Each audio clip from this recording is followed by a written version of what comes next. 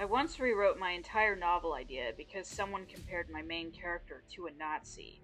Not because I agreed with them, but because the accusation unsettled me in a way I wasn't prepared for. When I first imagined this story, it felt mythic and clear. I had based my immortal protagonists loosely on the gods and goddesses I grew up reading about, figures who intervened in human history, redirected civilizations, reshaped outcomes. In my story, Earth was on the brink of destroying itself through escalating political wars. Nations were fracturing, weapons were advancing faster than wisdom, power struggles were spiraling towards extinction. She wasn't human. She was elevated, and yes, she did take over. She intervened decisively. She dismantled the systems driving destruction and imposed a new structure. But in my mind, it was benevolent. It wasn't cruelty. It wasn't oppression. It was certainty. The belief that if you have the knowledge and ability to stop a civilization from annihilating itself, you act. When I posted the first chapter on the Next Big Writer, someone compared her to a Nazi. They saw authoritarianism. They saw supremacy. They saw civilization deciding it had the right to determine humanity's future. Even though that wasn't my intention, it forced me to confront something uncomfortable. From the outside, benevolent takeover and authoritarian control can look very similar. That moment cracked the foundation. I discarded nearly 80 pages of ideas. I didn't just tweak the story, I rebuilt its moral spine. Instead of a direct takeover, I redefined her philosophy. She began to argue for discernment. She believed catastrophes could be prevented without domination. She believed intervention should be careful, relational, and restrained. She wanted to stop destruction but allow fractured societies to heal themselves naturally with guidance rather than control. And I created a character who believed the opposite. He argued that restraint prolongs suffering, that fractured civilizations cannot heal themselves quickly enough, that if you have the intelligence and power to correct a broken world, decisive control is the most effective mercy. He believed in restructuring, she believed in guiding from within. That ideological tension became the spine of the rewritten novel. In hindsight, that restructuring may have made the story stronger, but it changed my relationship to storytelling. It made me more cautious, more aware of how power could be interpreted, and that caution spread. I became afraid of touching anything current. I pushed the entire setting thousands of years into the future. I set the story in the year 3000 AD. I erased modern geography. I removed present day countries entirely from the map through war and collapse. Not because the narrative demanded it, but because I didn't want parallels. I didn't want readers mapping fictional politics onto real governments. I leaned heavily into Atlantis because Atlantis isn't a confirmed real place, it's myth, and myth felt safer. Inside Atlantis, I had freedom. No real borders, no existing ethnic categories, no contemporary governments to accidentally echo. Gave me insulation. I also became hesitant around ethnicity, real world mythology, and religion. My world draws inspiration from existing traditions, but instead of engaging them fully, I diluted them. I softened references. I generalized details, not because it strengthened the story, but because I didn't want to offend anyone. At the same time, I was still trying to include authenticity within ancient cultures. Doing both those things at the same time was exhausting for me. That caution flattened texture, it removed depth. Then there was the antagonist, connected to the events of Roswell in the 1940s. The lore behind how my antagonist was created is entirely my own, but I structured events based off the accounts from the Roswell incident in the 1940s, and those I tried to keep as genuine as possible. In my story, the little green alien isn't alien at all. It's a science experiment created in space by humans, cast out of my protagonist's society. They engineer this being to oppose her, something intellectually superior that could eventually surpass her. In my mind, this creature didn't operate within human gender categories, so I wrote it using gender neutral pronouns, because biologically it wasn't male or female. Someone on Scribophile simply asked whether that was appropriate. They didn't accuse me of anything, they just asked. And that question made me curious, so I reached out to several of my friends within the LGBTQ plus community and asked directly whether it felt inappropriate. All of them said it was fine. However, one of my friends said it would be fine as long as I also included a human character who used gender neutral pronouns for identity reasons. The real challenge wasn't moral for me, it was structural. When I first introduced the antagonist using gender neutral pronouns, readers were really confused. They didn't understand what I was doing. I spent several weeks and multiple hours restructuring the narrative to make it clear. I had to embed clarification organically, signal difference without stopping the story, and make sure even readers unfamiliar with pronoun conversations could follow what was happening. Eventually, it worked. I got the readers to understand. But once I solved the problem, I realized something. If I introduced another character using gender neutral pronouns for identity reasons, I would likely have to repeat that entire structural process all over again. I didn't have the energy to rebuild that architecture a second time, so I made a decision. I either had to remove the explicit information that the antagonist was sexless, or keep the concept but assign conventional he she pronouns to the antagonist and their clones. In the end, I decided to keep the concept but assigned just he she pronouns because the structural weight felt too heavy. That's when I recognized the pattern. It wasn't that I was being silenced, it was that I was narrowing my own ideas.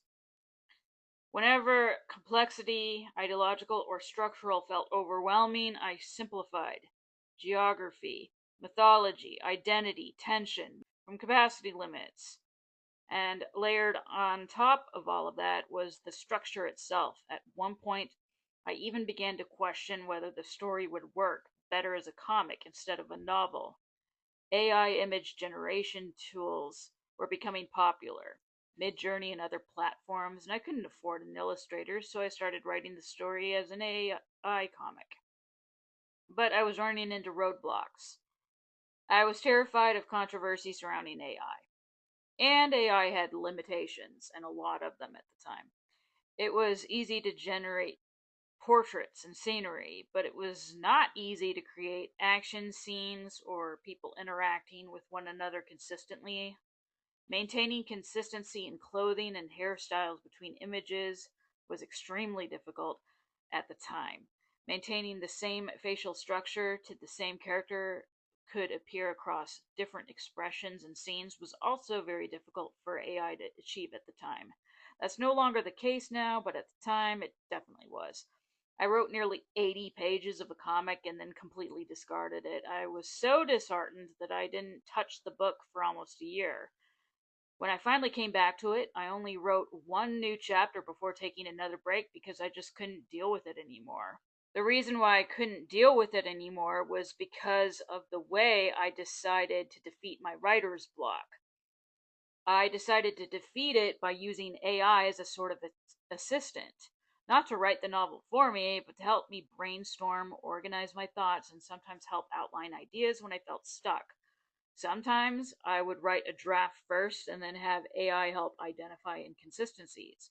For example, parts of my novel use language meant to feel older or more ancient in tone, and sometimes I would accidentally slip into modern phrases or sayings without realizing it.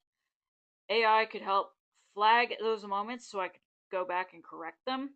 Other times, if I was completely stuck, I might ask AI to generate a scene based on a prompt just to spark ideas. I wouldn't use the scene itself, I would write my own completely different version afterwards, but it helped me break the mental block. There were multiple ways AI could assist the writing process like that, but then I started paying attention to the rules, attitudes, and opinions surrounding AI. I found myself obsessively reading publishing policies, especially KDP policies, before I even wrote anything. I started looking into whether or not publishers would accept books where AI had been used for brainstorming or editing assistance. I agreed with one thing. I didn't like the idea of AI generating work and someone presenting it as entirely their own. But I had No problem with AI assistance. Things like brainstorming, research, identifying errors, helping polish drafts, or organizing ideas. Still, I kept wondering, would other people see difference the same way? Eventually, I had to make a decision. I had to write the work the way I wanted to write it. If I ever chose to submit it somewhere, I would submit it according to whatever rules those places had in place. And if they didn't like the process I used while writing it, then so be it. I would just have to accept it. KDP policies accept both AI assisted and AI generated work, and you don't have to disclose when something is AI assisted. But other publishers don't necessarily feel the same way. At some point, I realized I simply had to be okay with that.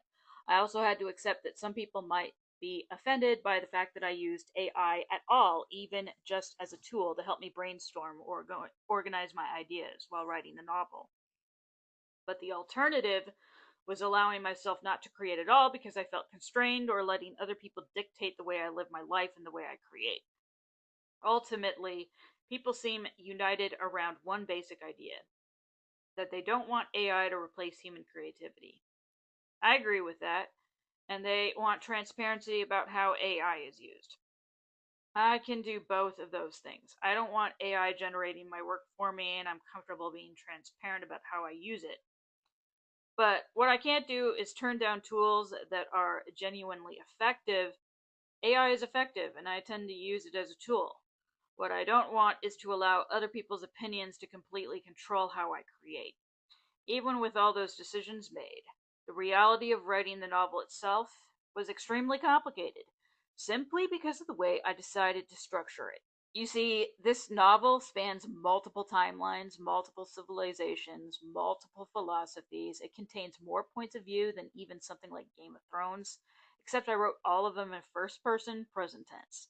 Every timeline, every perspective. Making that work is extremely difficult. At some point, I began worrying that I was writing for an audience of one, that the structure was too strange, too specific to how my brain works. Once that thought entered, writing became harder. That mentality feeds writer's block. I began writing this novel during COVID, and strangely, it was easier then. There was solitude, stillness, distance from the noise. As time passed, writing it became harder. Part of that is writer's block. Part of it is that I need solitude to thrive. Part of it is where I'm at in my own life. Part of it is that I dreamt up something incredibly advanced and demanding. And part of it, whether I like admitting it or not, is that the current climate affects me. Not loudly, but in a tightening way. I don't think the current cultural climate silenced me directly. No one banned my ideas. No one told me I couldn't write them. But the atmosphere changed the way I approached them. It made me cautious in advance. It made me edit before I created. And that shift, subtle as it is, reshaped my creativity. The current cultural and political climate online was constantly in the back of my mind when I wrote. I couldn't fully escape it. It got to the point where I felt like I was walking on eggshells, sometimes even navigating tripwires. Creativity doesn't expand under tension like that, it contracts. So I need to step away from this specific novel for a while. Not because I don't believe in it, but because I don't want to finish it from a place of constriction. For a long time, I wanted to pivot to something lighter, something smaller, more intimate, but no idea excited me enough. Until recently. Now I'm writing a story loosely inspired by Thumbelina and influenced by the secret world of Arietti and the Borrowers. It's smaller, more whimsical, more contained. For the first time in a while, I feel curiosity instead of pressure. Maybe this break isn't avoidance, maybe it's recalibration. Interpretation will always exist. Politics will always exist in stories about power. But I can't let fear dictate how I write anymore, and that's the real shift for me.